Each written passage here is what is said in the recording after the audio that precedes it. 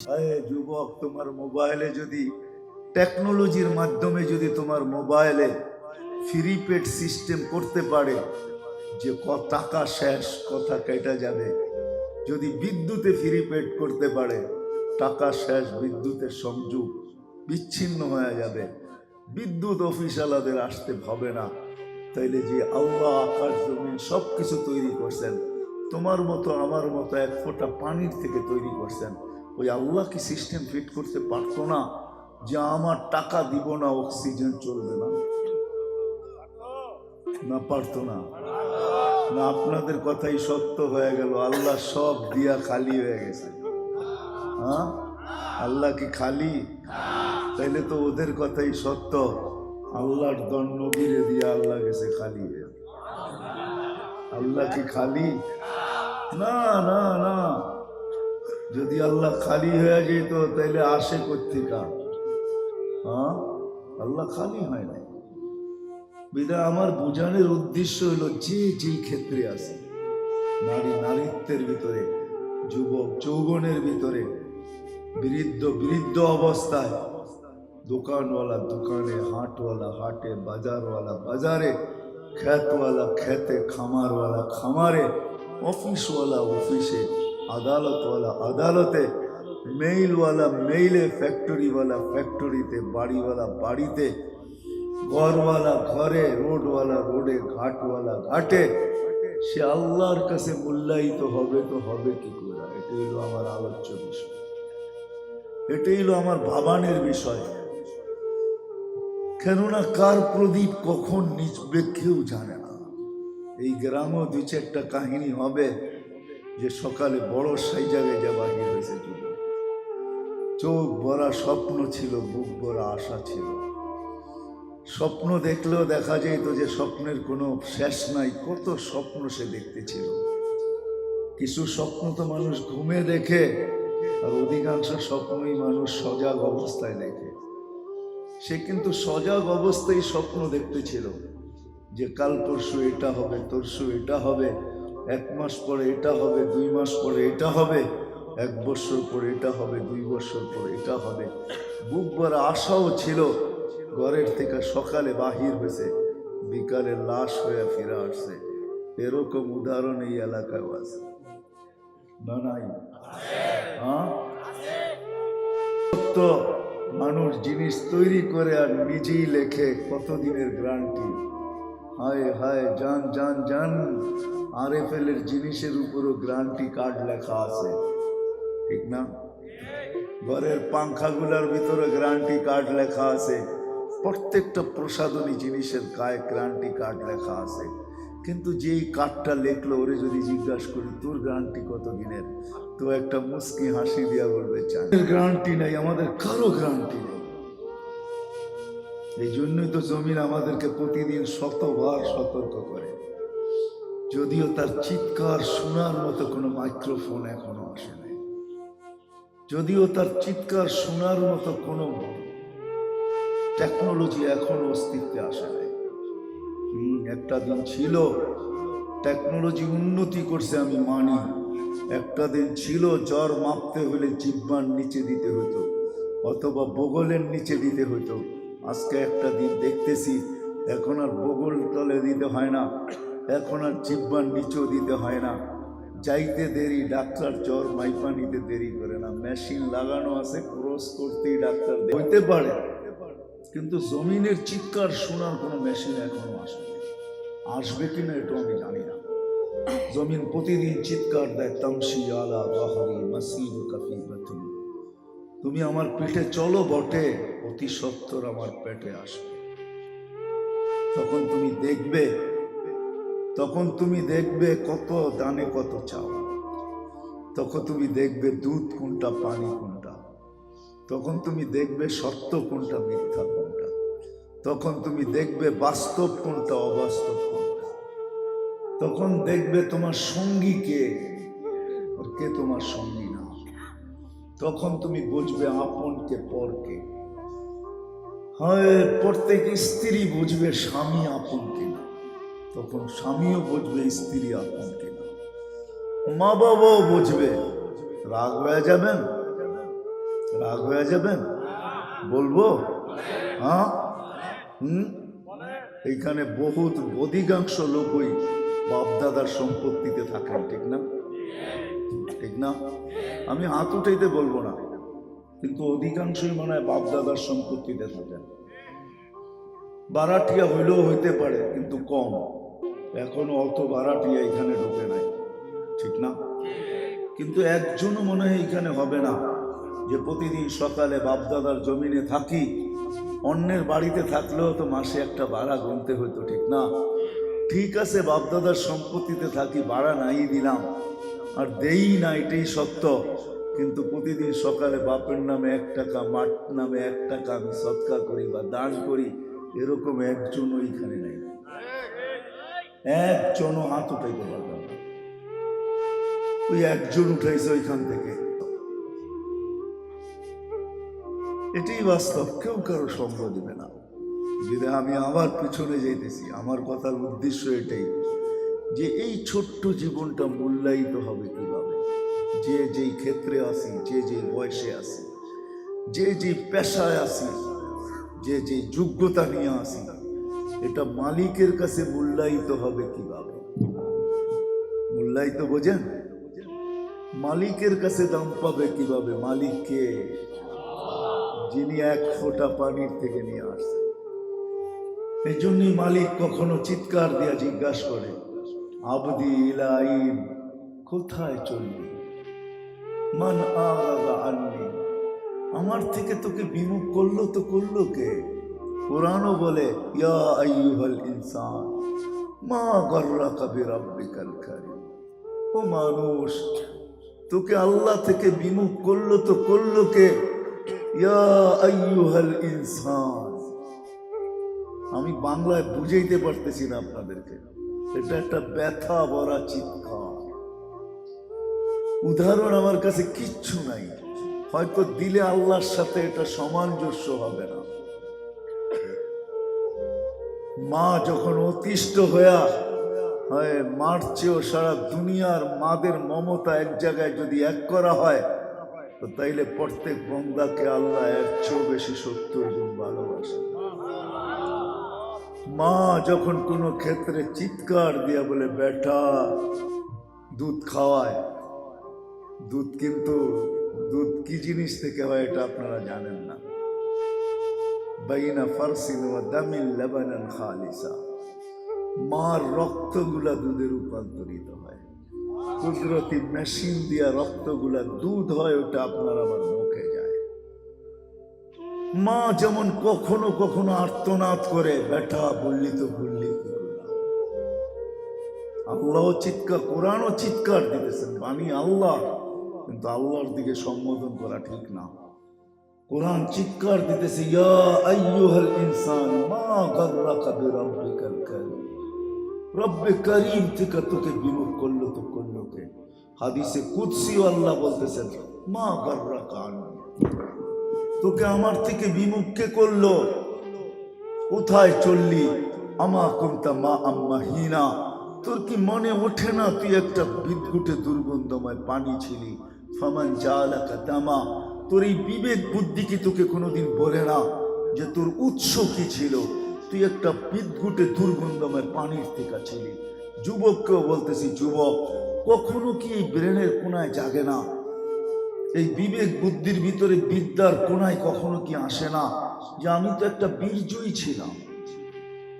সায়েন্সে তো এই কথাটা লেখা আছে, ক্লাস 8এও যারা সায়েন্সের পাঠ পড়ে ওইখানেও কিন্তু এই কথাটা লেখা আছে, মানুষ 1 ফোঁটা বীর্যর থেকে তৈরি। তো যুবকের মাথায় কি এই কথাটা কখনো আসে না যে আমি একটা বীর্যের থেকে তৈরি, 1 ফোঁটা পানির থেকে আমি তৈরি? তো আল্লাহ জিজ্ঞাসা করে, মান গাররাকা আন্নি, আমার থেকে তোকে বিমুখ কে করলো? আমা কুনতা মা আম্মাহিনা, তুই কি একটা পানির ফোঁটা ছিলি না? ফামান জাআলাকা দামা, তোকে রক্তে রূপান্তরিত করলো তো করলো কে? ওমান জাআলাকা মুদগা, রক্তটা রক্তপিণ্ড করলো তো করলো কে? ওমান জাআলাকা ইযামা, তোর কঙ্কালটা তৈরি করলো তো করলো কে? ওমান কাসা আলাইহি লাহমা, এর উপরে তো ওই কলাথিয়েও পাওয়া যাবে, শুধু চামড়া দেখাই ডক ডক ডক ডক করে গিলা নিছে বিষের বোতল, চামড়াই তো ছিল, আর কি ছিল? মনে হয় বোঝেন না। কি বুঝছেন? চামড়াই তো ছিল, আর তো কিছু ছিল না। একটা চামড়ার আবরণই তো ছিল। হয়তো চামড়াটা একটু দেখতে ফর্সা ছিল, হয়তো গঠনটা একটু সুন্দর ছিল। এই তো কতই তো এই এলাকাও পাওয়া যাবে। দু চারটা কাহিনী তো আমিও জানি, নাম ধরে বলে দিতে পারি, কারণ এই এলাকায় তো আমি আজকের থেকে আসি না, যখন দাড়ি বস নাই তখন থেকে আসি। হ্যাঁ, দু চারটা আমিও বলতে পারি। শুধু আল্লাহ বলে এত সুন্দর করে চান্দার আবরণ কে চড়াইল? হ্যাঁ, যেটা দেখা বিষের বোতল ডকডক ডকডক করে ভিতরে নিয়ে আনিল, যেটা দেখা হায় হায় নিজের হাতে রশিটা গলায় লাগায় ঝুলা গেল। ছোট ছিলি না, ফামান কাব্বারা, তোকে বড় কে বানাইলো? আমা কুনতা দাঈফা, তুই কি দুর্বল ছিলি না? ফামান কাওয়াকা, তোকে শক্তিশালী সুঠা মাত্র কে দিল? যুবক, রাগ হয়ে যাও না। এখন মাঝে মাঝে নিজের মাসুল দেখো, দেখো মাসুলটা কিরকম, ঠিক না? মাঝে মাঝে নিজের ফিটনেসটা দেখো, ঠিক না? মাঝে মাঝে নিজে দেখেই আবার একটু ভাবলাও যে আমাকে তো বড় সুন্দরী দেখা যায়, ঠিক না? চুলের স্টাইল কি আমার, ঠিক না? গঠন কি আমার, ঠিক না? স্বাস্থ্যটা কিরকম, ঠিক না? ফুটবলে ভালো মতে মারলে ফাইটা যাবে, দেওয়ালে ঠুয়া মারলে দেওয়াল ভেঙে যাবে। আল্লাহ বলে তুই তো দুর্বলই ছিলি, তোকে শক্তিশালী সুঠামত্ব দিল তো দিল কে? বলো যুবক, যুবক, তোমাদের পায়ে হাত রেখা বলি, কতদিন তুমি ভাবছো যে এই সুঠামত্ব আমাকে দিল তো দিল কে? বলো কতদিন ভাবছো? আমি তোমাদের বিবেকে আঘাত করতে চাইতেছি, আমার কাছে সুরমূল নাই। যদি আঘাত লাগে তোমার বিবেকে, বলো কয়দিন তুমি ভাবছো যে আমাকে এই সুঠামত্ব দিল কে? আমাকে সুন্দর ফিগার দিল কে? আমাকে সুন্দর চুলের স্টাইল দিল কে? কে দিল আমাকে? আমি তো মারপেটের থেকে এতটুকু আসছিলাম। আল্লাহ বলে তোকে কে, তুই দুর্বল ছিলি, তোকে শক্তিশালী সুঠামত্ব দিল তো দিল কে? আমা কুনতা জাহিলা ফামান আল্লামাক। আজকে এডুকেটেড যারা এখানে যুবক আছে, স্কুল কলেজ ইউনিভার্সিটিতে পড়ে, হয় তুমি তো মারপেটের থেকে এডুকেশন নিয়ে আসো নাই। তুমি আর আমি সবাই আসছি মারপেটের থেকে। ফালা তাআলামুনা শাইআ, কোরআন বলে আমরা কিচ্ছু জানতাম না। আজকে তোমাকে এই এডুকেশন দিল তো দিল কে? তুমি কি কোনোদিন ভাবছো যে আমাকে এই এডুকেশন দিল তো দিল কে? আমাকে শিক্ষা দিল তো দিল কে? আমাকে এই মেধা দিল তো দিল কে? আমার ভিতরে প্রতিভা দিল তো দিল কে? আমার ভিতরে যোগ্যতা দিল তো দিল কে? কোনোদিন কি একবারও ভাবছো? আসো কেউ এখানে হাত উঠায় দেখাইবা আমাকে যে আমি একবারও ভাবছি? কোনো যুবক যদি হাত উঠায় দেখাও যে আমি একবারও ভাবছি যে আমাকে এই প্রতিভা। আপনি তো মাদ্রাসায় পড়েন, মাদ্রাসার শিক্ষা তো প্রথম থেকেই এটা। আমি স্কুল কলেজ বলতেছি, যে একদিনও কি আমি ভাবছি আমার ভিতরে এই প্রতিভা দিল তো দিল কে? এই মেধা দিল তো দিল কে? এই বিদ্যা আমাকে শিখাইলো তো শিখাইলো কে? আল্লাহ বলে তোকে আমি বিদ্যা দেই নাই? ফামান আল্লামাক আমা কুনতা মিসকিনা, তোর মতো তো মারপেটের থেকে অসহায় কেউ আসে নাই, নিশ্চয় কেউ আসে নাই। আমরাই মারপেটের থেকে অসহায় আসছি, আমরাই মারপেটের থেকে নিশ্চয় আসছি। কিচ্ছু আমাদের ছিল না। চিত্র তুলতে গেলে আল্লাহ চিত্র কিন্তু আমাদের সামনে তুলে ধরছেন। আল্লাহ লজিক দিছেন, যুক্তি দিছেন, চিত্র তুলে ধরছে। ফালা লাকা সিন্নুন তাক্তা, ও যুবক তোর দাঁত ছিল না, তুই কাটবি। ওলা লাকা লিসানুন তানতিক, জিহ্বা ছিল কিন্তু বাক শক্তি ছিল না। ওয়ালা লাকা উযুনুন তাসমা, কান ছিল কিন্তু শ্রবণ শক্তির কার্যকারিতা ছিল না। ওয়ালা লাকা আইনুন তানদুর, চক্ষু ছিল কিন্তু দৃষ্টি শক্তির কার্যকারিতা ছিল না। ওয়ালা লাকা আকলুন তুমাইয়িজ, মগজ ছিল ভালো মন্দ তুমি কি বুঝতে না। ওয়ালা লাকা কলবুন তাতাফাক্কার, দিল ছিল ছোট একটা চিন্তা কি জিনিস জানতে না। ওয়ালা লাকা ইয়াদুন তাবতিশ, হাত ছিল কর্ম তো দূরের কথা ধরার ক্ষমতাই ছিল না। ওয়ালা লাকা রিজলুন তামশি, পাও ছিল চলার ক্ষমতা ছিল না। ফকত তাতাহাররাক, আমি একটু নড়াচড়া করতে পারতাম, হাতগুলাকে একটু নাড়াচাড়া করতাম, এটাই আমার অস্তিত্ব ছিল, এটাই আমার অস্তিত্ব ছিল। সবার ঘরেই শিশুর পরে শিশু আসতে থাকে, আর ওই শিশু সবাইকে এই কথা বুঝাইতে থাকে যে তোমরা বাকশক্তি থাকে না, সে কিন্তু চিৎকার দিয়ে বুঝায়। হ্যাঁ, এটাই সত্য। আল আসরু ইয়াদুল্লু আলাল মাসির ওয়াল বারু ইয়াদুল্লু আলাল বাইর। পদচিহ্ন যেরকম পদচারীকে বুঝায়, হায় হায় শিশু আইসা আমাদেরকে বুঝায় তোমরা একদিন শিশু ছিলে। হ্যাঁ হ্যাঁ, আমিও নিয়ে আসছি। শিশুর পিতা লুকিয়ে আছে সব শিশুরই অন্তরে, আমার পিঠেও পিতা লুকানো আছে। আমিও একদিন পিতা হব, আমিও একদিন মাতা হব। কি সত্য তো? আল্লাহ বলে এরকম তোমার চিত্র ছিল, আমি তোমাকে সাজাইছি, আজকে একটা ব্যক্তিত্ব পর্যন্ত তোমাকে পৌঁছাইছি। তুমি একটা স্থানে আসছো, একটা পজিশন তুমি গ্রহণ করছো। যদি আমি আবার পিছিয়ে যাইতেছি, আমরা যে যেখানেই থাকি না কেন, যেই ক্ষেত্রেই থাকি না কেন, যেই পজিশনেই থাকি, কিন্তু এটাকে মূল্যায়িত করতে হবে, দামি বানাইতে হবে। দামি যুবকের যৌবন দামি বানাইতে হবে। প্রথমে আমি শুনায়া দিছি যে আল্লাহ যেন দেখা বলে ইন্নী উবাহি বিকাল মালাইকা, আমি ফেরেশতাদের উপরে তোমাকে নিয়ে গৌরব করি।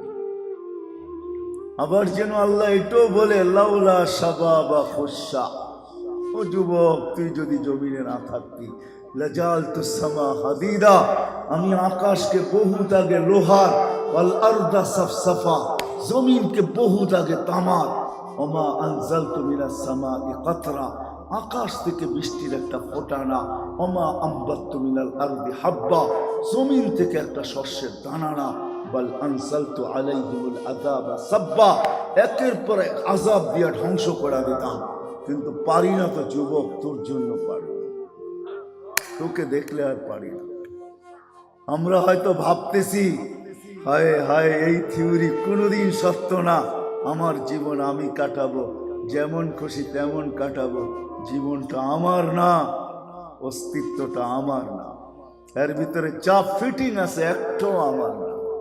যদি আমার হইতো তাহলে একদিন আসবে এগুলো একটাও আমার বিরুদ্ধে যেত না, কিন্তু একদিন অচিরেই আসতেছে, প্রত্যেকটা আমার বিরুদ্ধে যাবে, আপনার বিরুদ্ধে যাবে। হ্যাঁ হ্যাঁ হ্যাঁ, আমি কোরআন দিতেছি, প্রত্যেকটা বিরুদ্ধে চলে যাবে, বিরুদ্ধে, আপনার আমার বিরুদ্ধে যাবে। তখন আপনার আমি চিৎকার দিব আর বলবো তোমরা আমার বিরুদ্ধে কেন? অঙ্গগুলা বলবে আনতাকানি আল্লাহ আনতাকা কুল্লা শাই, আল্লাহ আমাদেরকে বলতে বাধ্য করছে। সংযুক্ত যদিও তোমার সাথে ছিলাম, কিন্তু মালিক তুমি ছিলে না, মালিক তো ছিল আল্লাহ। যেই মালিক আমাদেরকে বলাইতেছে ওই মালিকই আসল মালিক ছিল। তোমাকে ব্যবহারের অধিকার দিছিল, তুমি ব্যবহারের জায়গায় ভাইবা নিয়েছিল এটাই তোমার। না না না, এই জন্যই এক হাদিস দিতে আমি বাধ্য। আল্লাহ জিজ্ঞাসা করবে যুবক একটু ভালো মতে কান দিয়া শোনো, হতে পারে তোমার জীবন চেঞ্জ হতে পারে, হতে পারে তুমি ওই যুবক হতে পারো, হতে পারে মা বোনরা ওই নারী হতে পারে যারা জমিনে থাকবে, যাদের কারণে আমি বইলা বেড়াই বাংলাদেশে, বাংলাদেশ নড়ে চড়ে পড়ে না। এটা আমার অনেক বয়ানে আছে, এটার পিছনে আমার যুক্তিও আছে। বাংলাদেশে যে পরিবেশ, ওই পরিবেশ দুনিয়ার কোথাও নাই। মক্কা মদিনা বাইতুল মুকাদ্দাস ভিন্ন, কিন্তু বাংলাদেশের পরিবেশ দুনিয়ার কোথাও নাই। বাংলাদেশের পরিবেশ, যার কারণে বাংলাদেশ নড়ে চড়ে কোনো বিপর্যয় ঘটে না। শতবার ভূমিকম্প আসছে, কোনো বিপর্যয় ঘটে না। আর আমার বিশ্বাসও যতদিন এই পরিবেশ থাকবে কোনোদিন বিপর্যয় ঘটবে না। হ্যাঁ, এটা আমার বিশ্বাস, কেন আমি দুনিয়া ঘুরে দেখছি। 7.8 ভূমিকম্প আসছে আর বিপর্যয় ঘটে নাই। দুনিয়ার এরকম কোনো জমিন নাই। সেই জমিন যদি থাইকা থাকে তো এটা বাংলাদেশের জমিন। 7.8 ভূমিকম্প আসছে, কোনো বিপর্যয় ঘটে নাই। আজ থেকে 5-6 বছর আগে 31 নাইটের পরের দিন রাত আসছে, কোনো বিপর্যয় ঘটে নাই। একজন মানুষ মারা গেছে, তাও ছাদের থেকে লাফ দিছে দেখে মারা গেছে, কোনো বিপর্যয় ঘটে নাই।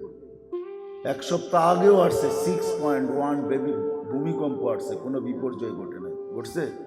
হ্যাঁ, অথচ পাকিস্তানে 5.7 ভূমিকম্প আসছে, 32 জন মারা গেছে, এলাকা পুরা মাটির সাথে মিশে গেছে। আমাদের এখানে কোনো বিপর্যয় ঘটে নাই। দুনিয়ার কোনো দেশ নাই যেখানে 10 নম্বর মহাবিপদ সংকেত আসে আর বিপর্যয় ঘটে না, এরকম কোনো দেশ দুনিয়াতে নাই। ওটা যদি থাকে ওটা বাংলাদেশ আছে। 10 নম্বর মহাবিপদ সংকেত আসছে, কোনো বিপর্যয় ঘটে না। খালি কয়েকটা কলা গাছ পড়ছে, যেদিন বুলবুল আসছিল, বুলবুল কয়েকটা কলা গাছ পড়ছে। কি আমি চোখে দেখে বলতেছি, কেননা ওই দিন আমি পাথরঘাটায় ছিলাম, আমাদের ইস্তেমা চলতেছিল। ওই রাত্রে আমি খোলা মাঠের ভিতরে ছিলাম, 5-6টা টিনের নিচে, কিচ্ছু হয় নাই। বুলবুল ওইখান দিয়ে প্রথম ঢুকছে, পাথরঘাটা দিয়ে, কিচ্ছু হয় না।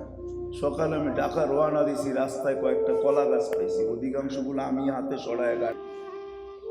আমরা ভাবতেছি দেহটা আমার জীবন আমি কাটাবো, যেমন খুশি তেমন কাটাবো। এটাই যদি হইতো তো আল্লাহ এটা কোনোদিন বলতেন না, আতাইতুকা আইনানি ওয়ালা তুহাসিব।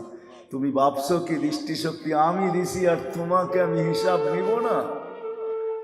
13 কোটি ক্যামেরা এক এক চোখে, প্রত্যেক ক্যামেরা একসাথে কাজ করে, একসাথে। কোন মোবাইলের ক্যামেরা নাই একসাথে কয়েকটা কাজ করতে পারবে।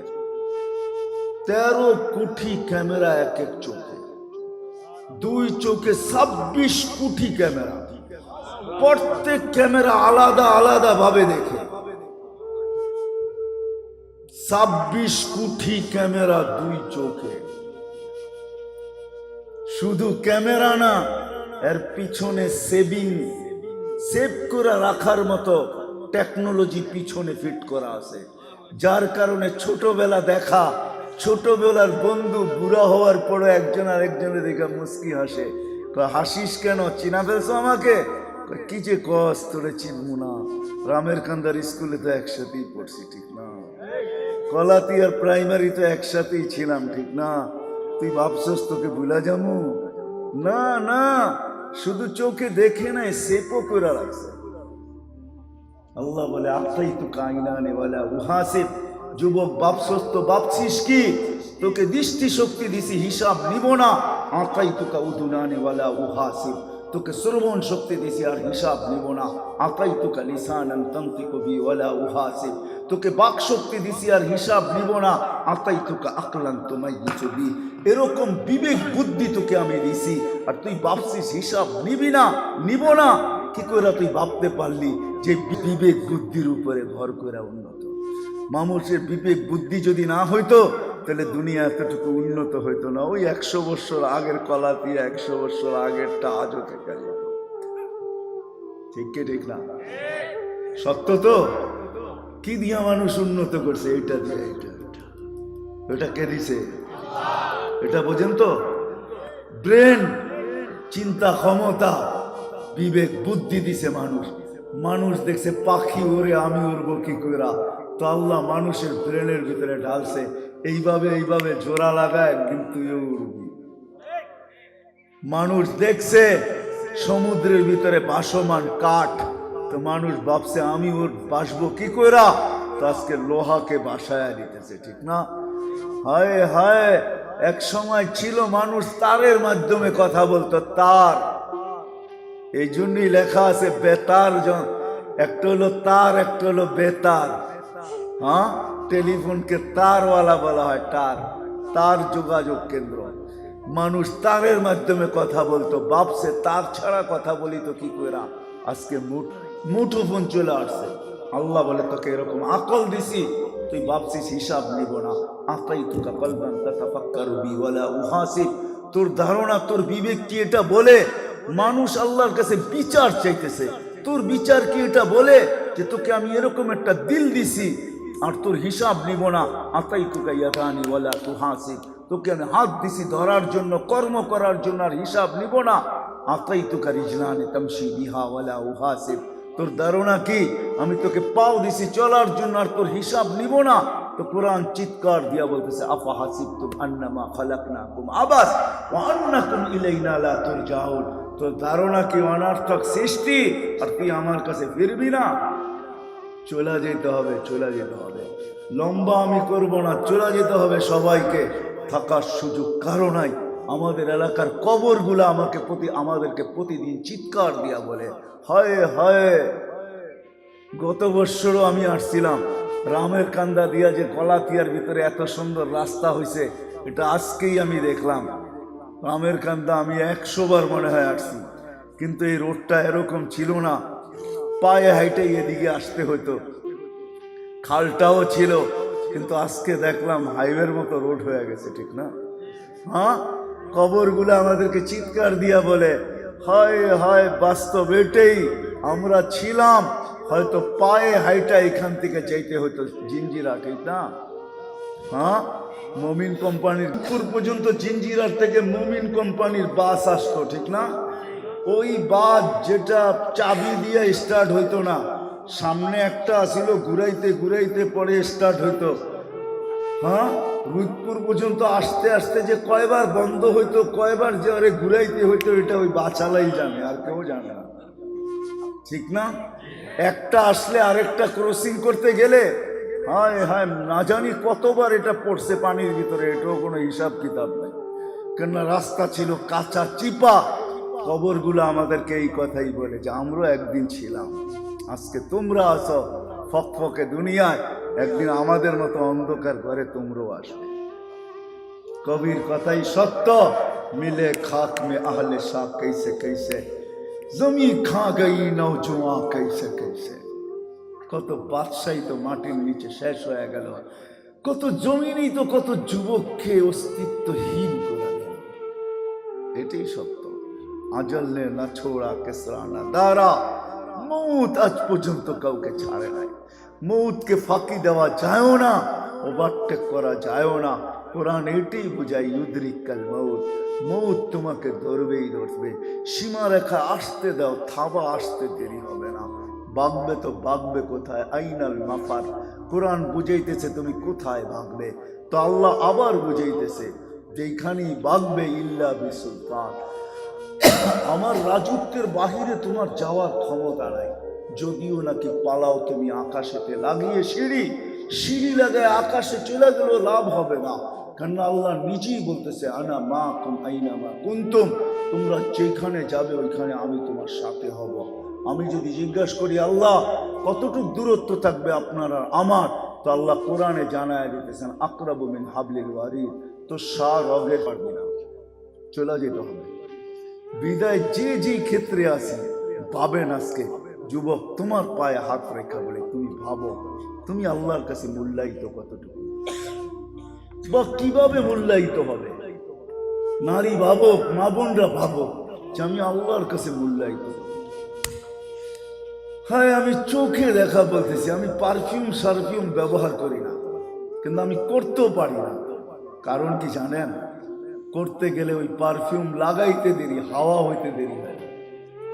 ওই ঘ্রাণ নাকে চলে আসে, যে ঘ্রাণ আমি আমার সফরে শুয়ে আসছি। ওই সমস্ত কবর থেকে যেইখানে হাজারো পারফিউম ছিটাবেন, ছিটাইতে দেরি, হাওয়া হইতে দেরি হবে না, সব হাওয়ায় উড়া যাবে, ওই কবরের ঘ্রাণই আপনার নাকে বাড়ি খাবে। হ্যাঁ, কসম খোদার, আমি অ্যাড্রেস দিয়ে দিতেছি। আমার কাছে হুজুরদের মতো কি, আমিও অ্যাড্রেস দিয়ে দিই, যান কবরের নাম বলে দিতেছি। জাফর ইবনে আবু তালেবের কবরে যান, জাইদ ইবনে হারেসার কবরে যান, আব্দুল্লাহ ইবনে রাওয়াহার কবরে যান। আরে এরা তো বড় উচ্চ মানের মানুষ। যান যান ফেরাউনের বাড়ির কাজের মহিলার কবরে যান, ওইখান থেকে সুগ্রাণ বাহির হইতেছে। আল্লাহর রসুলকে দাঁড়াইতে বাধ্য করছে। আল্লাহর রসুল জিজ্ঞাসা করছে কতদিন বাহির হবে, বলে ইলা ইয়াউমিল কিয়ামা, কিয়ামত পর্যন্ত বাহির হবে।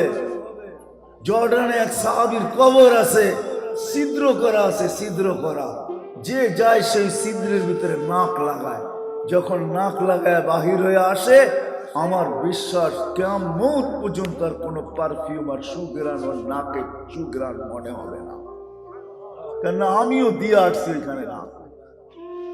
হয় পাগল বানায় ফেলায় ওই সুগ্রাণ।